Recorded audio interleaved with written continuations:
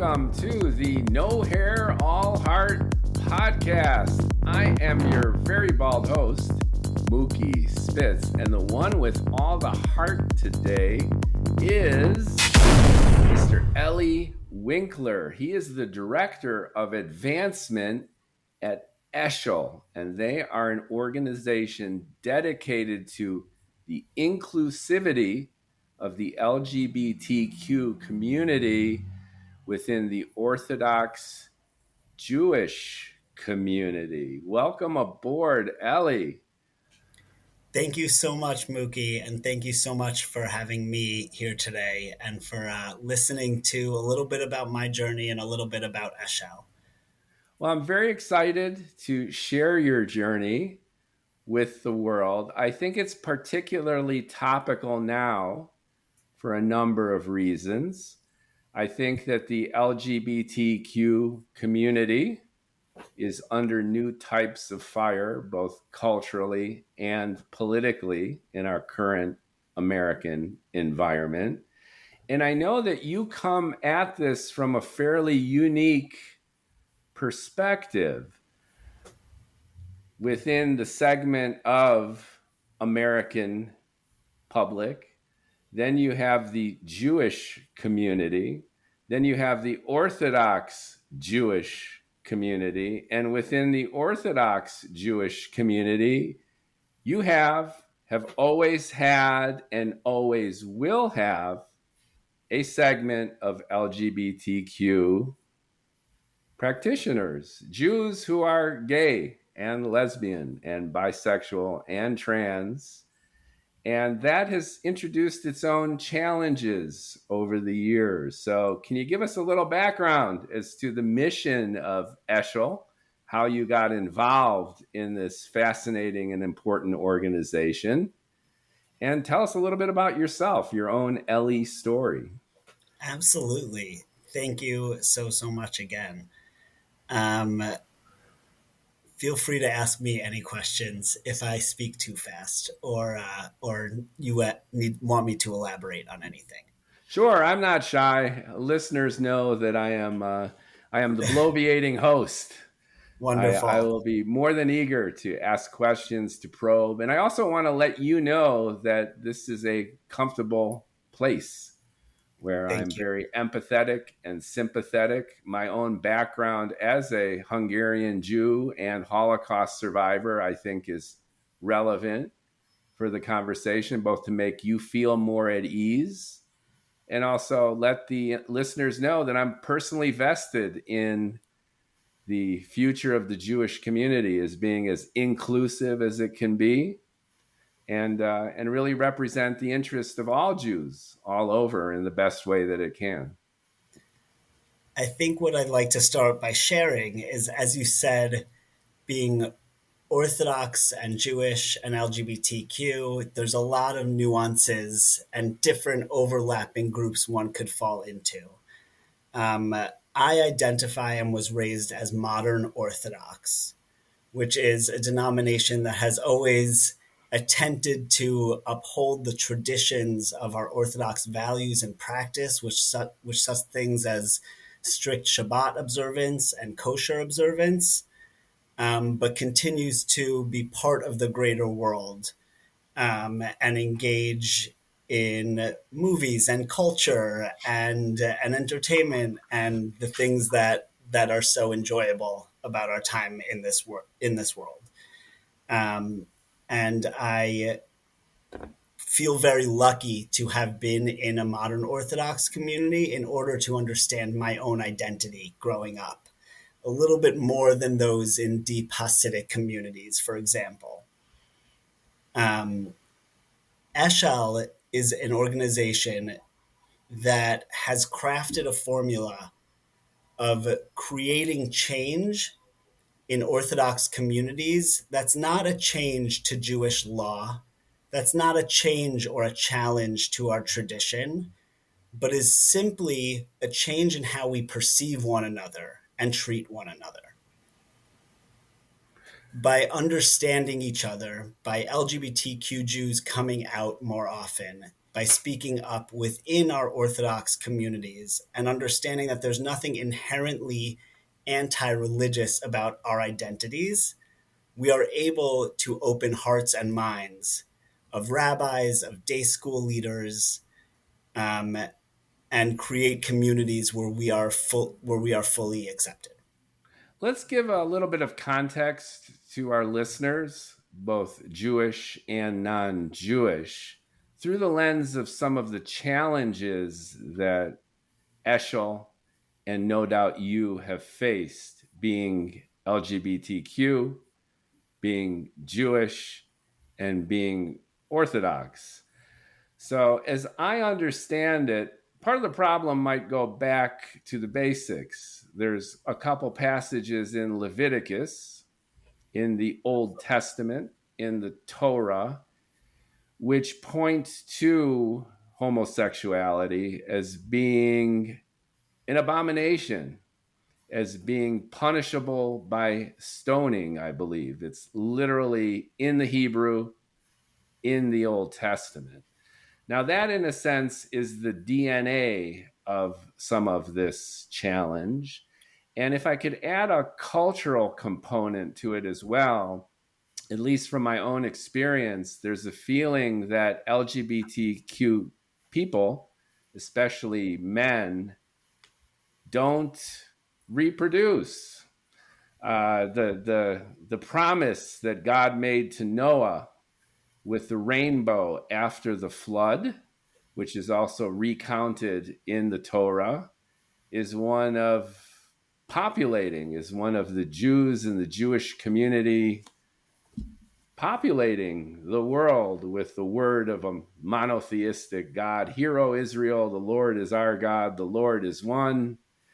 And the Jews need to go forth and populate. So I believe, and again, please correct me if I'm wrong, I'm just providing context for the challenge that you face, is one of the law perceptions of LGBTQ as being against God's will on the one hand, and the cultural aspect of procreation as being a mandate and a mitzvah for Jews. Did I frame it in a way that I think at least gives historical context to part of your struggle? Absolutely, absolutely. Those perceptions and those also perceived stereotypes of the LGBTQ community are miscast and mischaracterized in many, many ways, that are really rooted in bigotry and intolerance. As many people know today, the word homosexuality as a translation of the original Hebrew didn't appear until more modern times in English. Every verse in the Torah itself is challenged and argued and picked apart by rabbis over thousands of years, in the Talmud being the biggest example of a place where all verses, including this verse, are discussed, interpreted, understood with different meanings. That is essential to who we are as Jews. Get 10 Jews into a room and you're going to have 150 opinions. Exactly, exactly. So the idea that there's this one rule that is mass universally indisputable is actually itself antithetical to a core tenet of Judaism. We don't know ever 100% what God's will is. We are meant to grapple with it. I think that's a great point, and it gets to the very heart of Judaism. We are the people of the law, but the law is forever debated, and there's a lot of contradictions within the Torah, both based on historical precedent as well as practice. And certainly within the rabbinic codification of it in the centuries that followed, there are contradictions within the rabbis' texts themselves towards each other, and things are reinterpreted and re-understood over time to do our best to be our best Jews, to be our best selves as Jewish people. And to me, that is core to every tenant, even the black cats and the long coats. They grapple with the text, they study it every day. To the naked eye, it may not seem like a diverse community, diverse of thought, but it is extremely rife with with with complication. Absolutely. And within biblical stories themselves, King David had a very close male friend, Certainly, and that's been debated. the There have story been of David and John various, I'm sorry. is notorious in queer Jewish communities. Yes, that's why I bring that up. And there have been various relationships, even interpersonal ones between women in the Absolutely. Torah that can be interpreted in various ways. So I think you bring up a terrific point, which is the law. So if you're looking at the status of LGBTQ people through the lens of Talmudic interpretation, you can say it's an ongoing, dynamic, and even healthy debate. And the thing that we like to take one step further is when you talk about acceptance and inclusion, is does the rabbi stand at the door of an Orthodox synagogue and ask somebody if they ate a cheeseburger that week? So why would they ask somebody who's LGBTQ what they may or may not have done in the bedroom if that's how they choose to interpret that verse?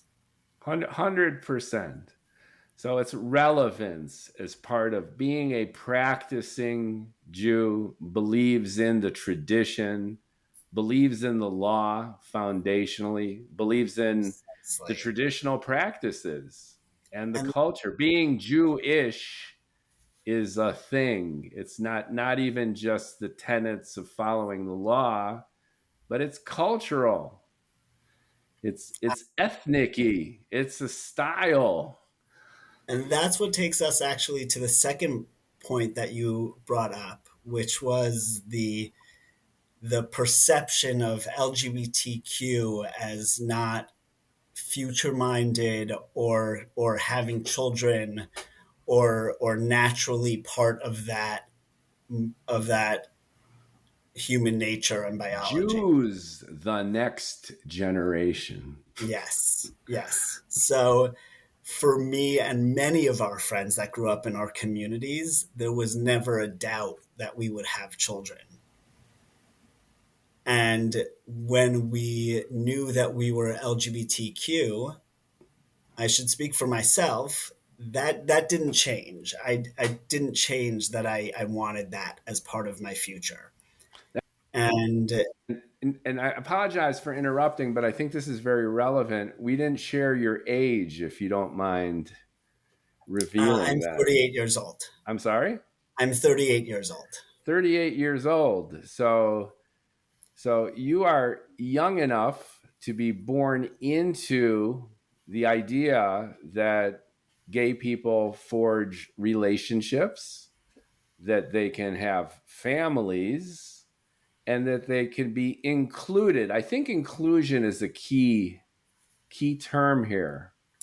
That's the Right. source of the name of your organization, Eshel, which is, I believe, the name of a tree that It's the Abraham tamarisk tree. plants.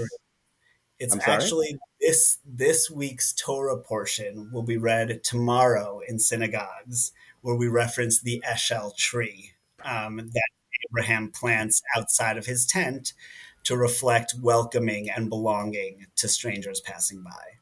Terrific. So you're 38 and you have grown up within a culture where being LGBTQ plus, it doesn't really make you any different from anybody else. If you've got blue eyes or brown eyes, you've got hair or you're bald, you are rich, you are poor, you like David Mamet or you hate him, you're a person, you're a human being.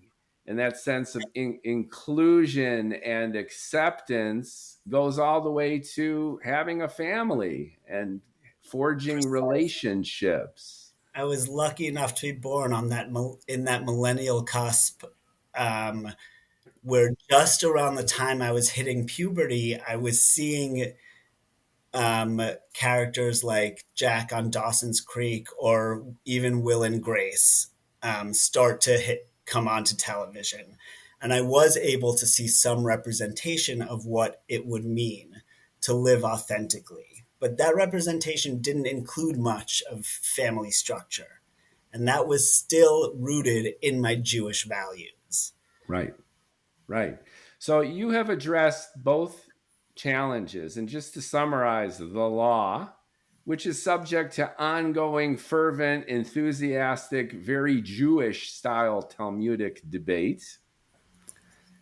And then you've addressed the cultural issue of procreation, which is being excluded in a sense from raising a family, bringing more Jews into the world. So, in lieu of neither one being the obstacle that many Jews felt they were, this forges a pathway for LGBTQ people, even within the Orthodox Jewish community, to not only be included, but to flourish. And I'm Absolutely. tacitly assuming that that is both the mission of Eshel and is the big reason that you're the director of advancement, because it's reflective of your hopes and aspirations, not only as an Orthodox Jew, but as a human being in 2025. Absolutely. Absolutely. Thank you. Yeah. So with that, tell us about Ely. Yes. So I was I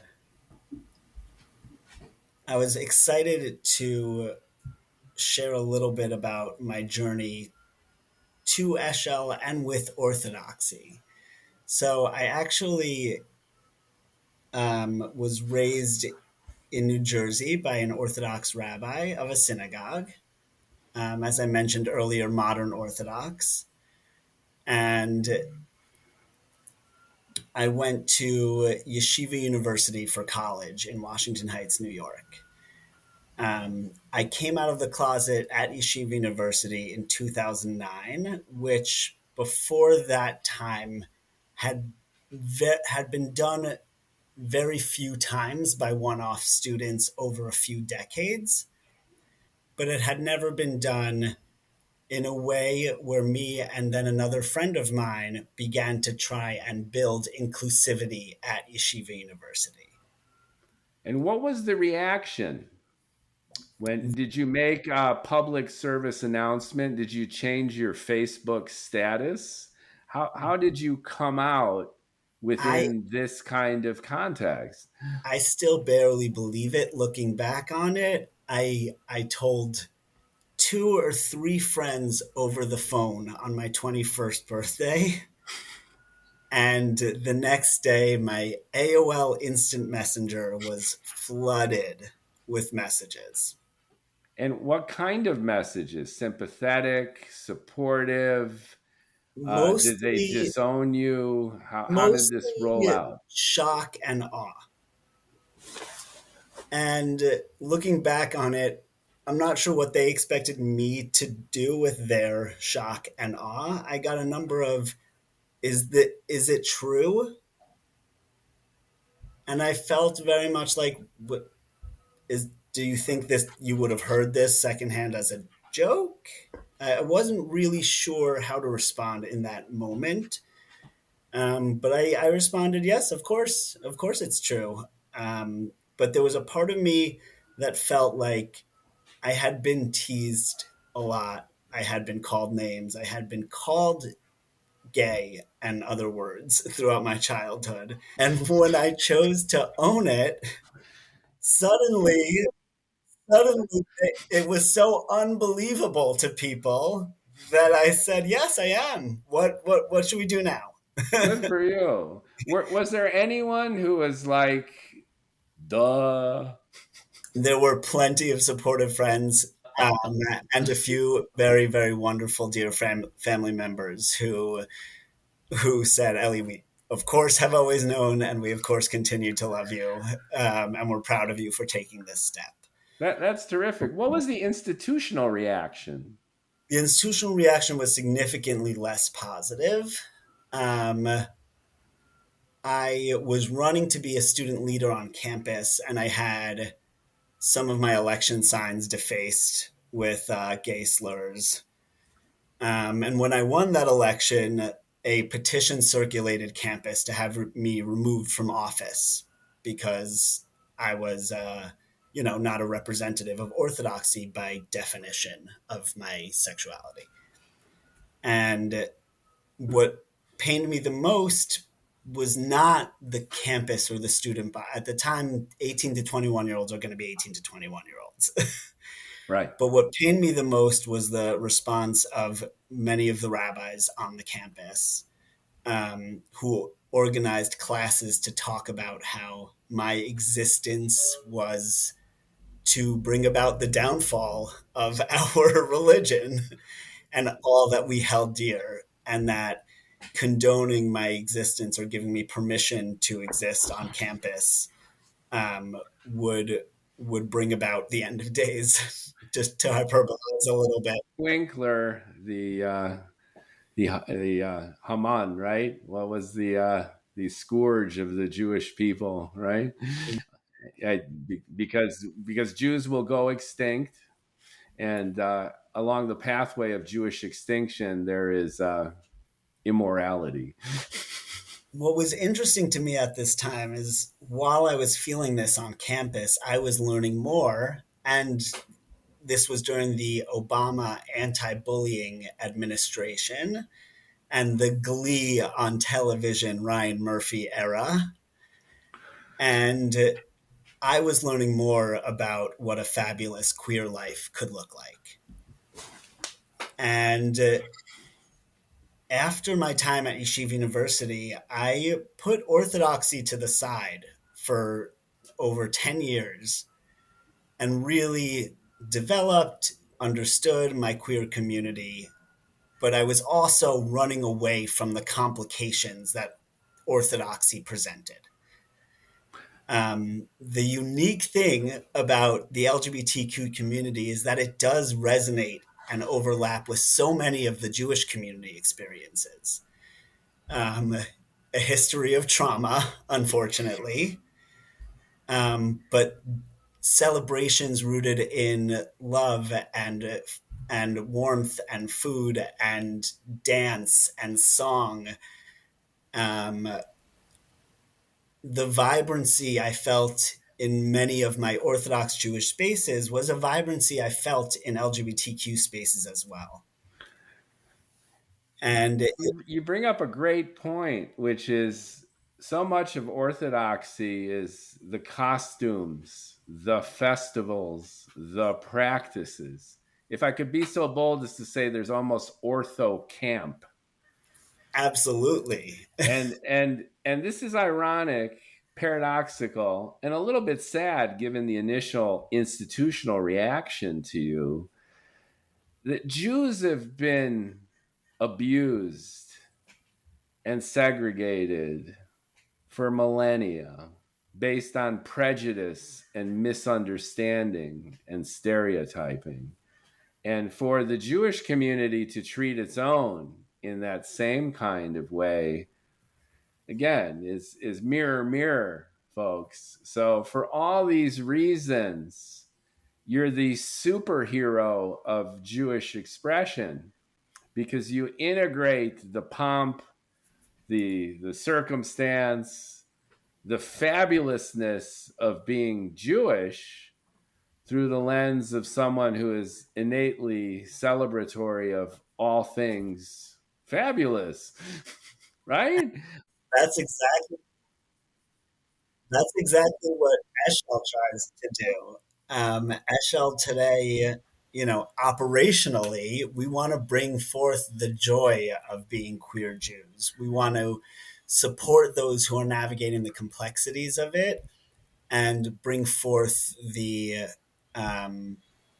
the fabulousness, as you said, of being together as a community.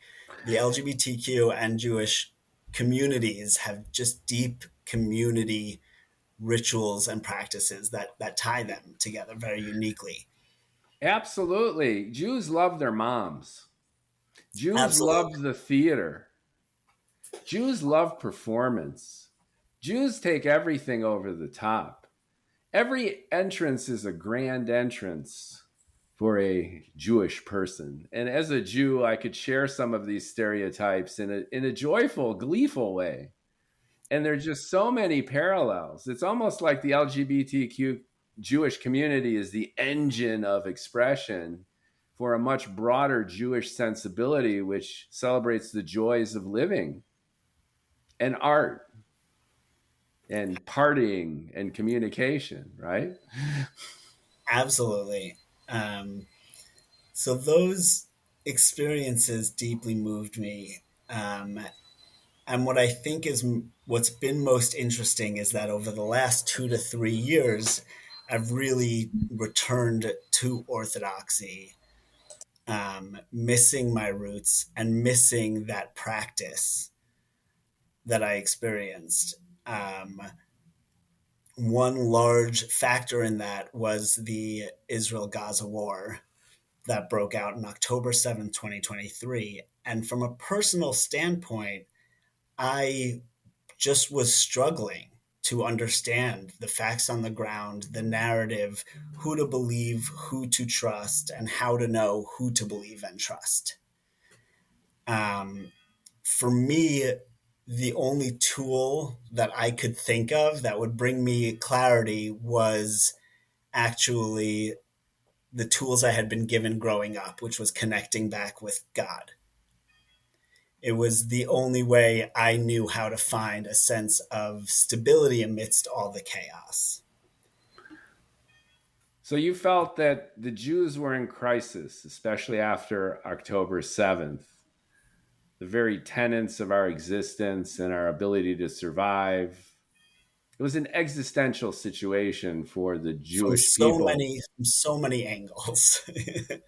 And that, in a sense, reminded you of your roots and Absolutely. pulled you back to what you had ostensibly left behind because of some of that discomfort, maybe even some of that rejection. And now that you had, I think contextually, you had rediscovered your true self through your identity, and you had become comfortable with it. You were okay. You were joyful with yourself. And that might also have opened up an opportunity for you to re-embrace your Jewish heritage and origins in a way where you could reboot it all together.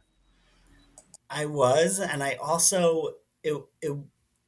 felt something missing, which I find is common for someone in their late 30s. But I was feeling a need for a deeper experience in my life and in this world. And for many years, I chalked it up to feeling lost. And actually, through Eshel, I discovered that I had the tools all along, and the tools were within my orthodoxy and my Orthodox community. How did you connect with Eshel? Did you hear about it? Now you're the director of advancement, so you're a grand poobah within the organization. But what got you involved? Eshel's just about 15 years old. So, right after I came out of the closet in 2009, in about 2010, Eshel hosted their first ever event, a national LGBTQ Shabbat at a retreat center, and Orthodox. And it was the first of its kind. And it was a wonderful, meaningful, incredible weekend that gave over 100 LGBTQ Jews like myself hope for the first time. I was one of two students at Yeshiva University that came out. I had met one student from my high school, one student in this place, one in that place. But to be in community of 100 people was absolutely mind-blowing and beautiful. So what seemed like a contradiction to you found resolution. So so after you left, at least on the surface of things, you felt that they were mutually contradictory, right? That you had Right, a gay identity, you had an right. Orthodox Jewish identity, and it seemed like oil and water. And then when you encountered Eshel, you realized that it was much more simpatico than you had assumed. And from an advocacy point of view, you realized that there could be work to be done to help others realize the same thing. Absolutely. I want to say that while I experienced that first Shabbaton in 2010, it took me my own journey of about 10 to 15 years after that to really feel ready for Orthodoxy myself and to see the community grow to a place where it was ready to be the change that I longed to see. In 2010, it was the first of its kind. It was small, and we were all going back to our own communities. So many of us back into the closet, many of us back to be the only person in our synagogue with a secret that we didn't share. Um, but by 2024, when I began getting involved again, Orthodox Judaism had moved. And the Orthodox community, because of Eshel, had begun to open its doors. Over those 10 to 15 years between my first Shabbat with them and seeking employment, they had met with 300 Orthodox rabbis to talk about LGBTQ inclusion, 40 day schools. They had hosted 10 plus years of these Shabbat weekends and had hosted parent weekends so parents could be supportive of their LGBTQ children when they were coming out. Eshel gave parents and LGBTQ Jews the tools to be their best selves and take it back to their community so that they weren't just experiencing this simpatico at Eshel events, but were able to do it in their own worlds, in their own communities. And through the slow movement of the world, I saw when I came back in 2024 a room full of rabbis and parents and day school leaders, all with kippot on their heads and some with head coverings and all Orthodox individuals there to support LGBTQ individuals in one room. How did it go down? So drill into some of the details because I think this is fascinating and it shares some best practices for inclusivity even beyond this context. So there's a social gathering, you get the buy-in from the elders, so to speak, the foundational heads of the tribe, and Right. then you get the support from families, and then you have social events where people can mingle and mangle, where LGBT people are revealed to be people. And to Yes. your point about whether or not you have a cheeseburger before you go to shul or not is pretty irrelevant, just as being LGBTQ is an aspect of personality, but really, what does that have to do with one's faith? Right. And the answer is pretty much zero. Very little. So how do you translate that into behavioral change? Eshel has worked on those sorts of tiers of programs and iterations of programs. At the beginning, we did not have leadership buy in from mainstream, certainly not mainstream Orthodox Jewish leaders. And many mainstream Jewish leaders didn't understand um, what the need was. And our our founders at Eshel, Rabbi Steve Greenberg and Miriam Kabakov, were able to put together these retreats as the first attempt at showing what we are asking for and what we could look like. And by doing that began the work. Supporting LGBTQ people was at the core of our mission. LGBTQ people, especially from Orthodox backgrounds, had extremely high rates of mental health struggles, suicidal ideation, and really, really difficult issues to navigate. And that was growing up in a world where they didn't see a future for themselves and where there was no representation or idea of a life where they could be their true selves. Eshel was the first one to bring that to them in many ways. And our work began with healing. Once we were able to do that community building and healing work, we were able to move into advocacy and education work, where we were able to then give people tools, speak to rabbis, and put together our own resources and guides of Torah and rabbinic texts over the centuries, to help people understand who we are and provide context for our identities, that this isn't a 21st century revelation. That's terrific. I'm sensing forces within and without the Orthodox community that fueled some of these initiatives. So external pressures, if you will, would be basically modernization, that our lives as digital natives are busy, they're virginated, people are doing different things. And even traditional religions, Orthodox by definition, needs to adapt and evolve to retain the enthusiasm that was once there.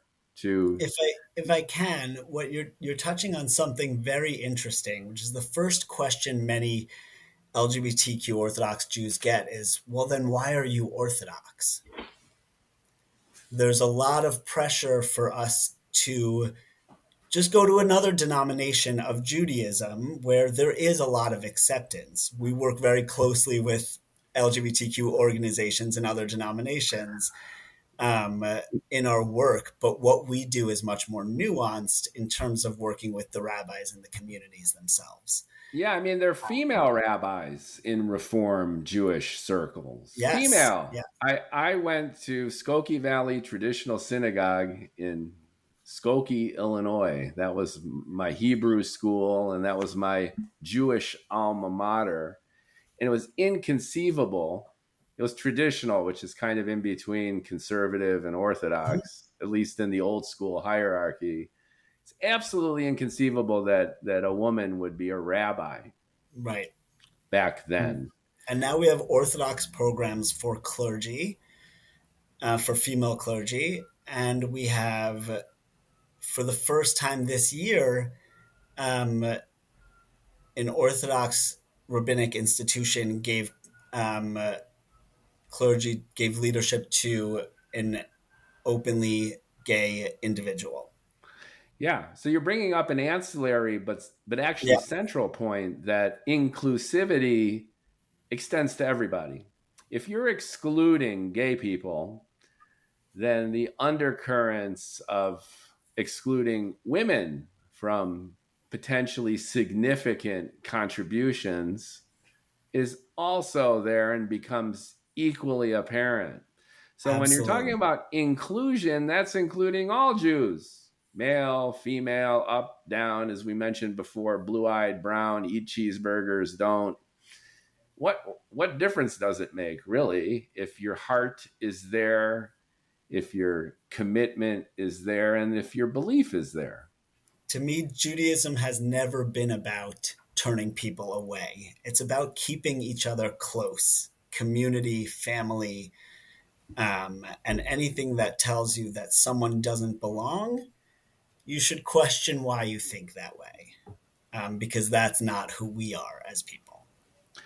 Yeah, and this evolution is being shared not only by the Orthodox Jewish community. I have a friend who is LDS, Church of the Latter-day Saints, and the Mormons are dealing with some similar internal and external tensions vis-a-vis LGBTQ people.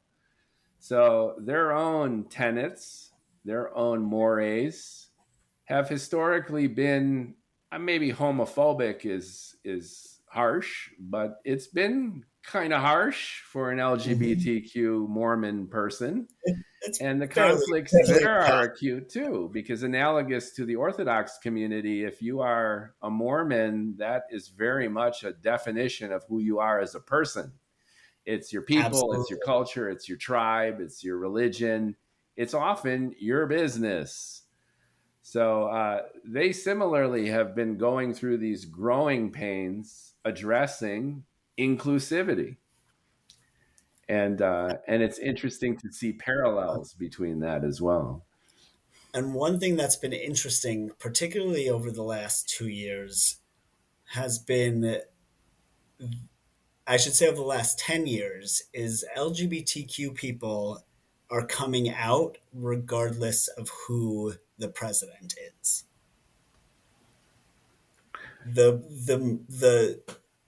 the understanding of the LGBTQ experience, the normalization of it, and compassion and sympathy and empathy for it has only led to more and more people understanding their true selves. And that's not something that has changed based on Supreme Court rhetoric. Unfortunately, that does impact our lives and potentially rights in the future, but it has not changed people coming out and our existence. And I think that's been really, really important to take note of. Yeah, completely. What we're dealing with now is the backlash to the backlash to the backlash of the woke revolution.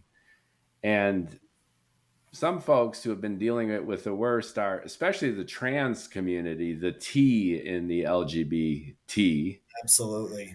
and and gay people in general have been feeling the pinch. And to your point, there's some rumors that the Supreme Court might be rethinking gay marriage on a federal level as well as judicial overreach as the excuse for potentially even rescinding that. Hmm. And the level of prejudice and discrimination, as well as the legal protections afforded minorities like gay people, are being pulled back. So it's a very challenging time for many minorities, especially the LGBTQ community now, given the current administration. But I think you bring up a pivotal and very important point that the revolution is already out of the box, and and people in general are much more accepting, even if the administration seems to be more draconian, at least from a legal perspective. Eshel has a warm line for support callers who can support or text, and meet with a clinician on staff, or find services for them. And those calls have only increased over our time. Working, more and more individuals discovering their identities and needing support, having their children come out to them and needing support. And unfortunately, since the last presidential inauguration, a lot of fear amongst our trans community and our parents of trans communities, some of whom have moved states and have left their homes and had to move their lives, to ensure their children's and their family's safety. But they haven't stopped coming out. Great. Let's talk Jewish trans for a second, because that's an Sure. aspect of it's usually lumped together in the gay ethos, the gay community, and there's a lot of arguments that that's even problematic too, because trans people, it's not determinant based on sexual orientation. It's a sense of gender identity. So that's its own kind of I find those thing. arguments divisive. They're meant to Yeah. divide us more than they're meant to help us. Yeah. But what I'm getting at is inclusivity of trans Jews. Can you give us a status Yeah.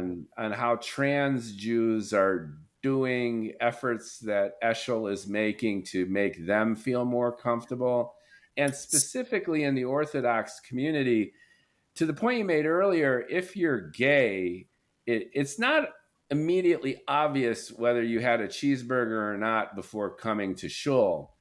But if you're trans, it might be a little bit more obvious as to your flavor. Absolutely. I like to say that Orthodox Judaism has, and certainly modern Orthodox Judaism is 20 years behind everyone else. So similar to the way that the concept or the idea of trans was became more of talked about and more understood in the mainstream world. Only more recently, that is something that we've also been dealing with at Eshel, certainly over the last 5 years, more than we had in the past. Um, we have worked with day schools trying to seek the best for their students. We have worked with rabbis who are particularly concerned about the gender barrier, the mechitza, that is part of Orthodox services. Um, and there's a lot of complication that goes into finding space for trans Orthodox Jews. Orthodox Jews keep women and men separate for prayer. So in the shul, you have a section delineated for men and for women.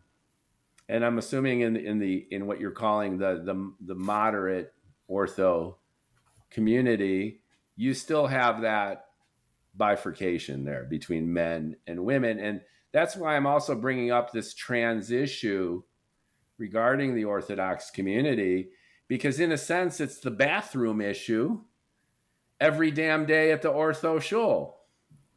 Unfortunately, it does feel that way for our trans community participants. What they go through is quite taxing in many of those spaces, but many of them feel a real dedicated fervor to being part of those spaces, and they really come to us saying, how do we make it work?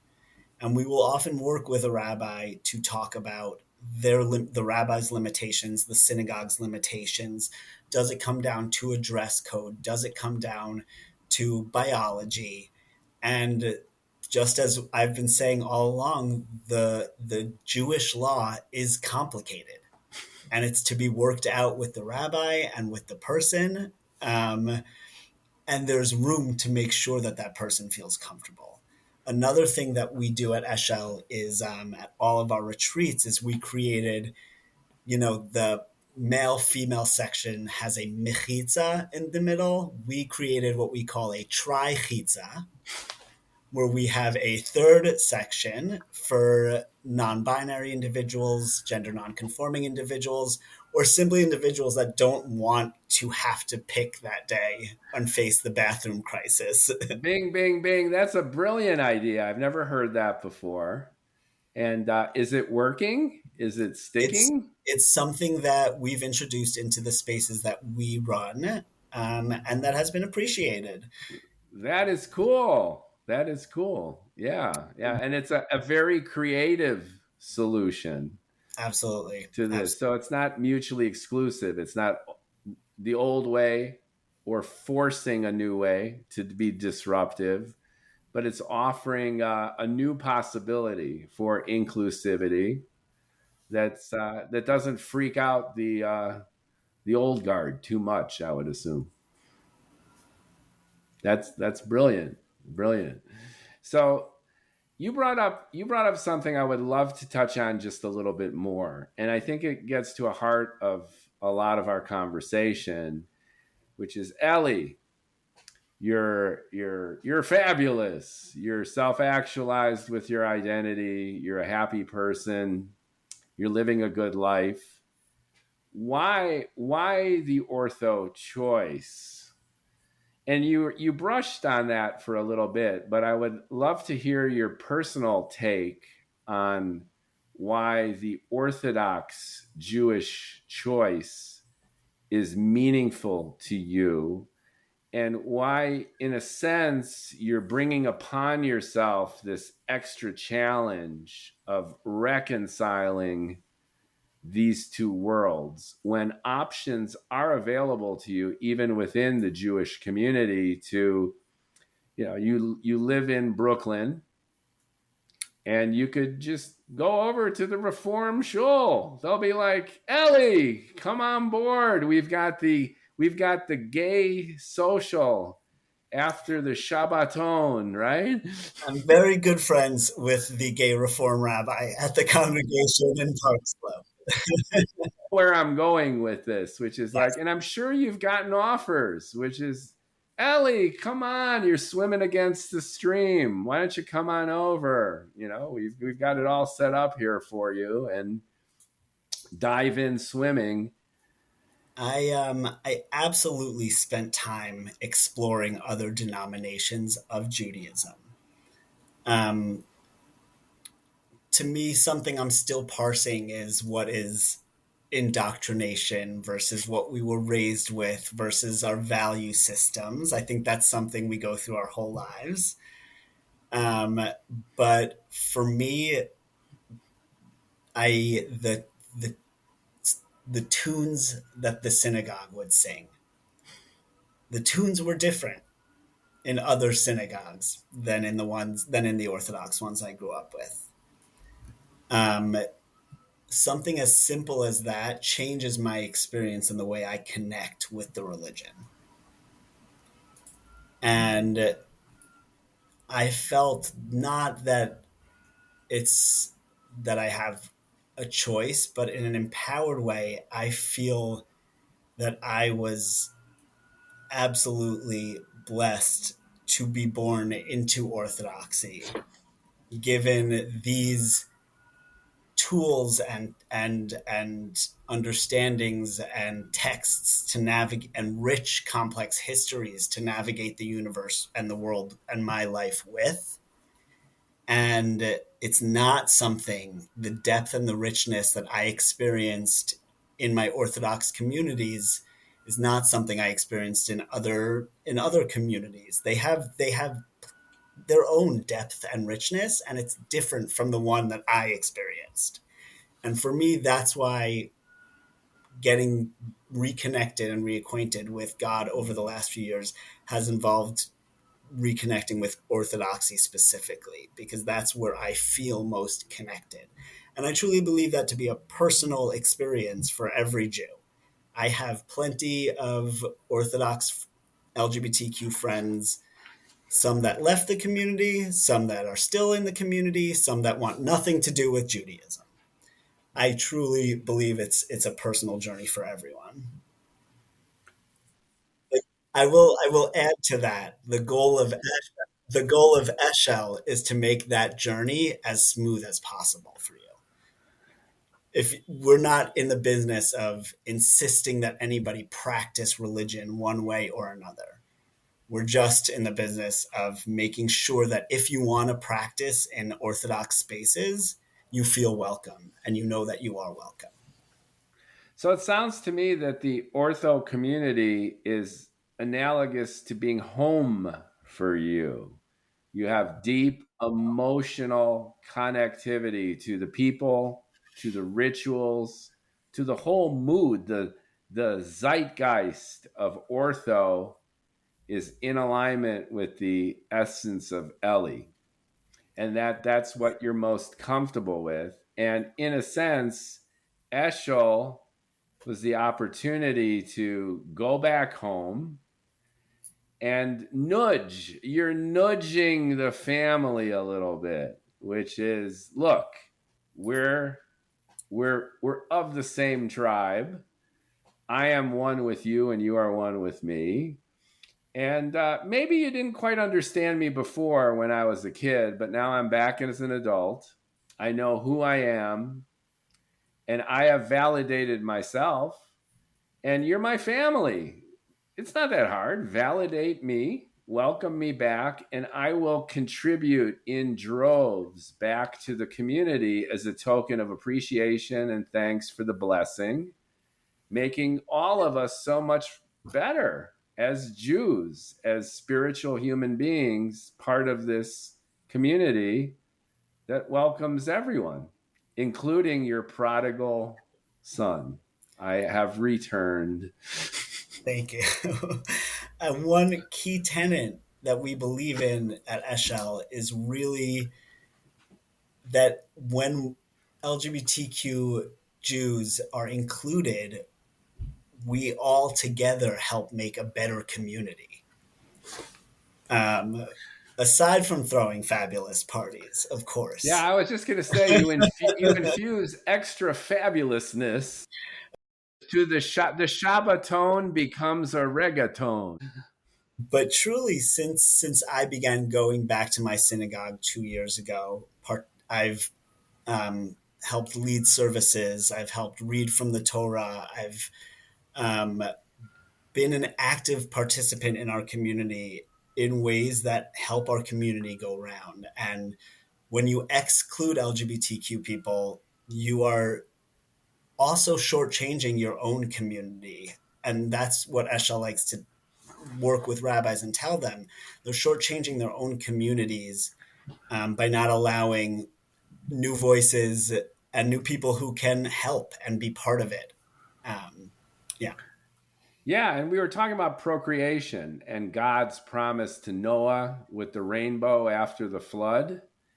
And there's an inherent irony in excluding wonderful Jews like yourselves from the community, which is everything about what we're practicing is building Judaism, building our faith, expanding God's word, the belief in, again, Hear O Israel, the Lord is our God, the Lord is one, Shema Yisrael. So how could you exclude someone who is so enthusiastic, energetic, and fabulous from contributing so much to our community? And it's tragic if you think about it. And conversely, it's absolutely wonderful to open up the door and welcome you back in. Eshel's hoping to host an event this year in my synagogue in Brooklyn with a number of different LGBTQ Orthodox couples that are raising children now, or different stages of family building, in order to shine a spotlight on that progress that we're seeing in our communities. They're sending their kids to Orthodox day schools or Jewish day schools. They're getting married in Orthodox ceremonies and services by Orthodox rabbis. And I think last summer I knew of 5 or 6 LGBTQ Orthodox weddings. It's a real incredibly beautiful That's thing a to big see. leap Yeah, into the realm of sanctioning marriage. precisely. That's a big one. We have a growing list of rabbis and clergy that will conduct these ceremonies, and amongst them, a varying number of ways to conduct the ceremonies. Right. That is terrific. And that's a perfect segue to many listeners, I am sure, are Ely 2009, which is they're grappling with identical challenges, not only being LGBTQ within the ortho community, but as I mentioned, other religions and institutions and tribes of humans still have a challenge with being inclusive. So, what kind of advice can you give to the Ely 2009 freshly coming out person, regardless of religion, regardless of specific circumstance, to be brave, to reach out, to express themselves, and hopefully return? One of the main themes of Judaism is the diaspora and the return to Israel. The essence of Zionism is the Jewish state and a safe place for Jews to live.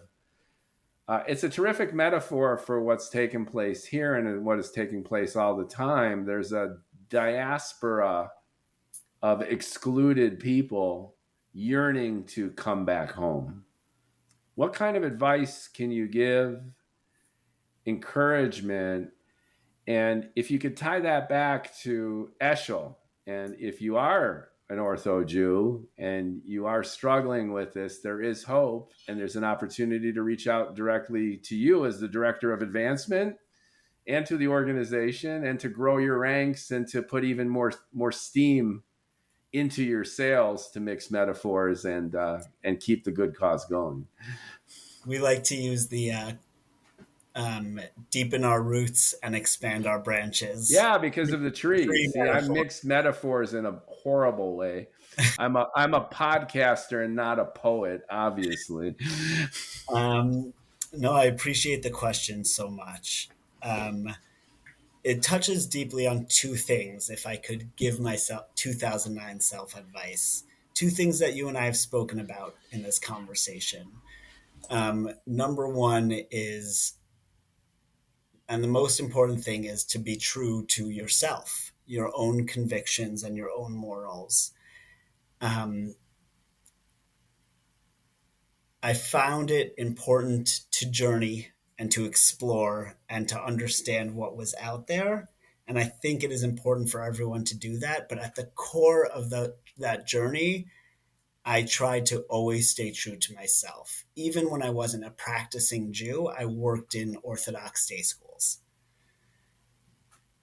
And the second piece of advice is absolutely Eshel's mission as well, which is find yourself a community.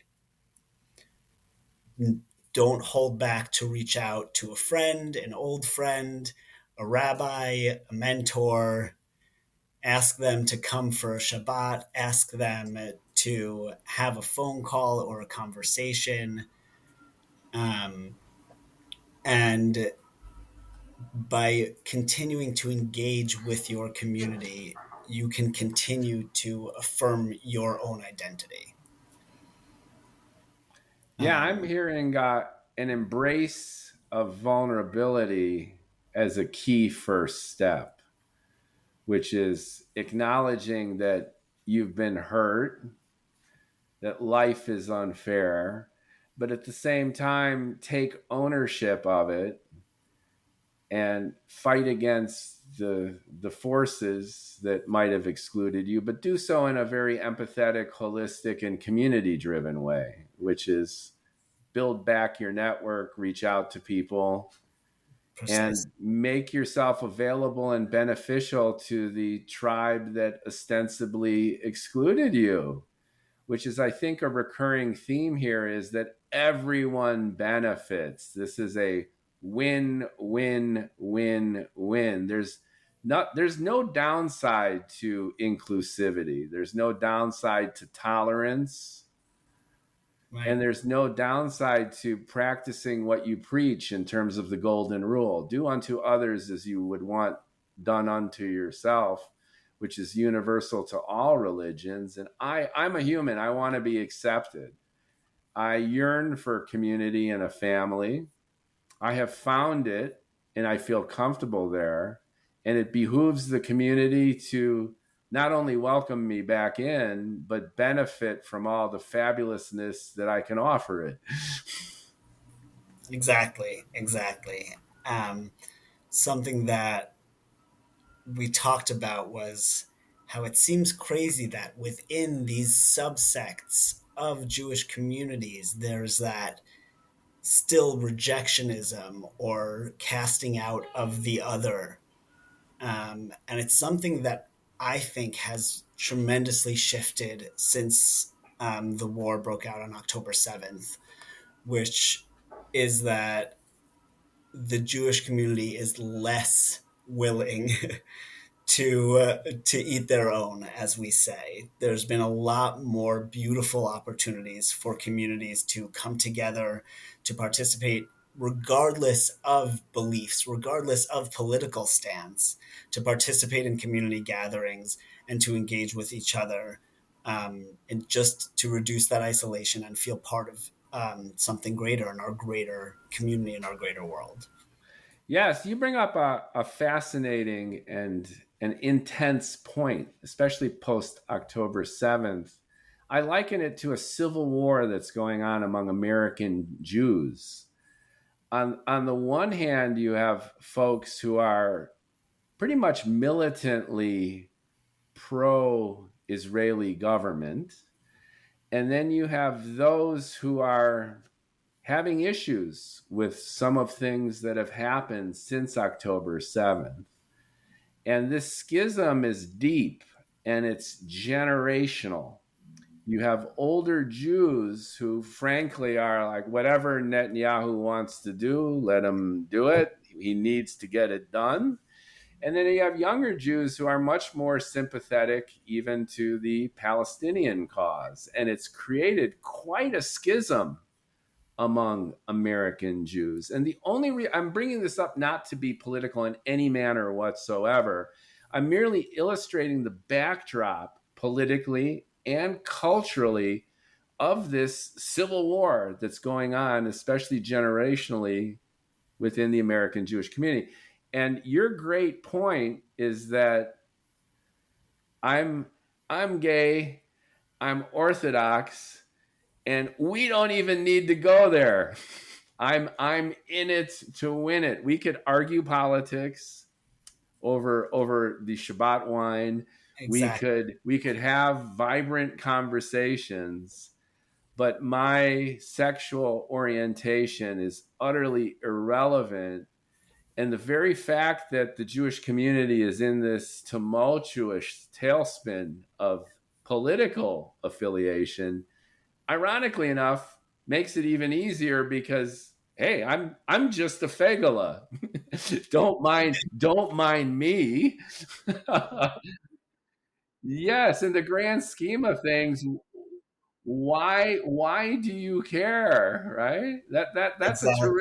That's a terrific point. And I apologize if I was too overt about the political context, but I think it brings to light that Jews have bigger fish to fry than whether or not someone likes fish. I will say the LGBTQ community has also come out on a particularly strong side of the conflict.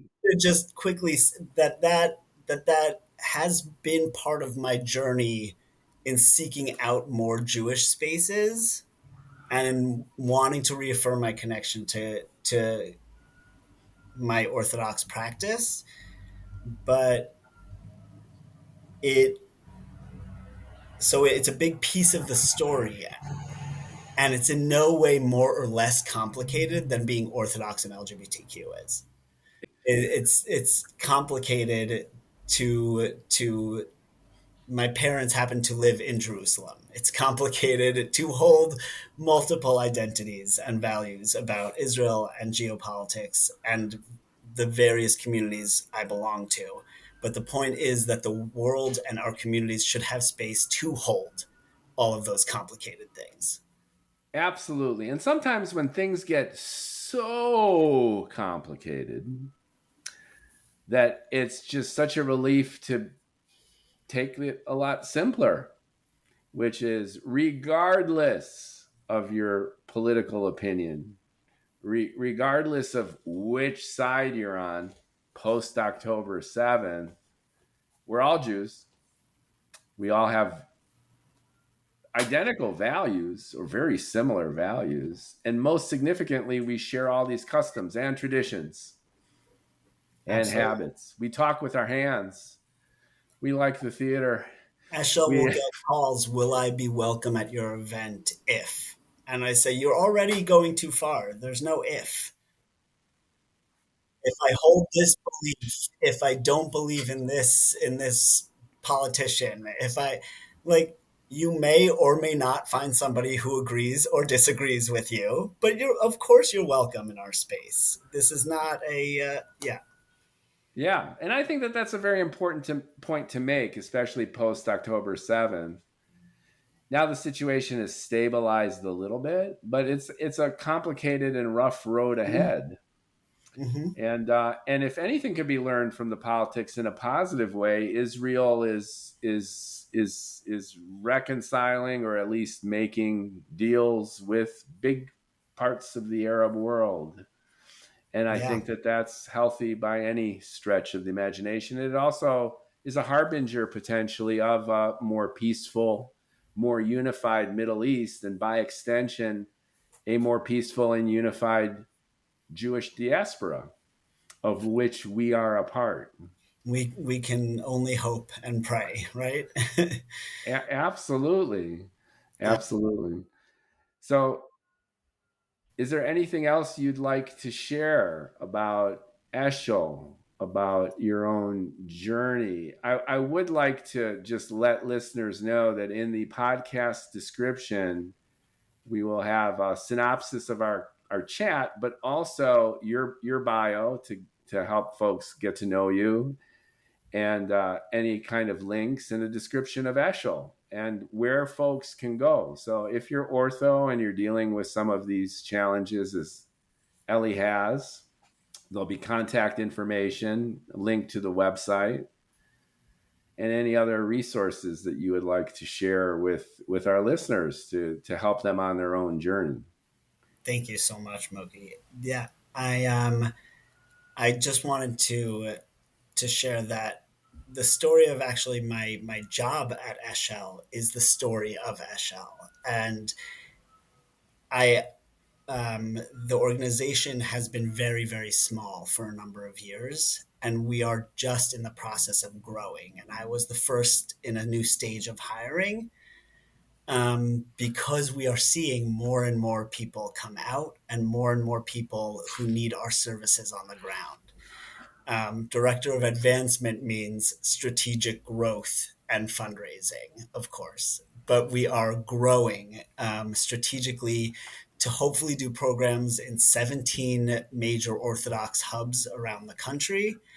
Great. I didn't realize that you had that breadth to you. So this is a Praise God. perfect segue. Tell us a little bit about the great stuff you're doing, and another call to action is not only if you're in personal need for Eshel to help you along your pathway to acceptance, but if you want to donate, that could be a good thing too, right? If you've got some shekels and you want to share.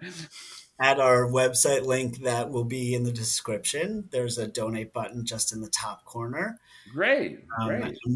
We can use and would be so grateful for all the support we can get.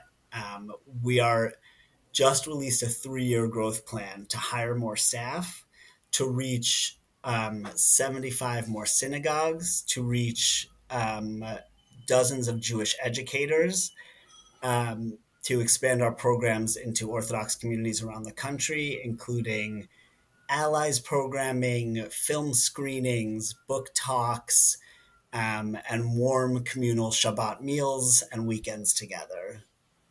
On top of online classes, our support warm line, and our regular meetup groups that we are already doing. Great. I was going to ask you for your tactical list.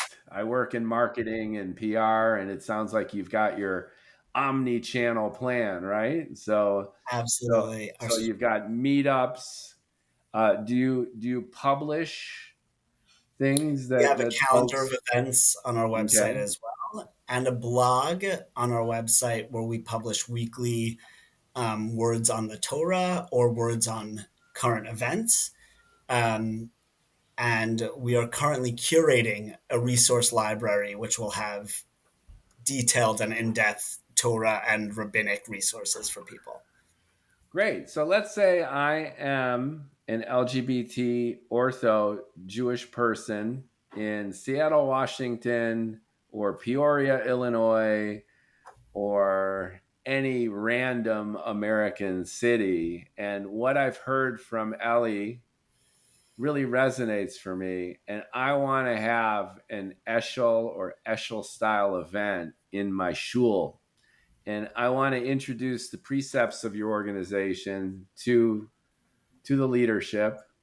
I've got some rabbis I know will be sympathetic, and others are, these guys are pushing 70, and this Fagala stuff still freaks them out. They might be a bit of a harder lift, but I think you guys could help me do it. How does that work? Shoot us an email. That's the line. Our 70-year-old rabbi doesn't like Fagalas. Help us out. The more details, the better. But we have done tons of speaking panels. Our staff is highly trained. A number of them are educators, and we've spoken in congregations, Orthodox and otherwise, around the country. And if there's private work, we also receive calls. My child is trans, and the principal wants to kick him out of school. And we work privately with the family, with the school, to ensure that everyone is respected and taken care of. Because there's nothing about this work that you can slap a rainbow pride flag on and make everything better. This work, it's complicated, it's nuanced, and it should be treated with that respect. Yeah, you can't just chalk up the sidewalk in front of the ortho shul. That's not really going to be particularly effective. And I love, yeah. Although that might work in Brooklyn. That's right. That's right. I'm glad you brought that up, because that is the private peer-to-peer aspect of your advocacy work. And there are people in crisis, as you mentioned. LGBT people are much more vulnerable to personal trauma, emotional crises, suicidal ideation. It's really off the charts, and I'm sure it's exacerbated by the crisis that you personally went through, which is, my religious family doesn't accept me, and that could be really rough, especially for teenagers and there's people so much coming of that that's brought on by isolation and loneliness. Because when you feel like you don't belong, you will hold yourself back, and that will in turn make you not belong. I like to say that the doom scrolling of the week that I do on my phone, the unfortunate, horrifying things that I see in the anti-Semitism in the comments online every day that are flooding various news feeds. I like to say that going to my synagogue every Shabbat heals that doom scrolling. That brings on the dark cloud, sitting alone, worrying who doesn't accept me. And then I go out into my community and I go be part of and I remember that there is an incredible world where I am accepted. And that applies to my LGBTQ self, to my Jewish self, and I think applies to a lot of people navigating their identities. Most definitely. And it also highlights the implicit need for doing what you do. You bring up the prevalence and explosive acceleration of anti-Semitism, not only in the United States, but throughout the world, especially post October 7th. Mm-hmm.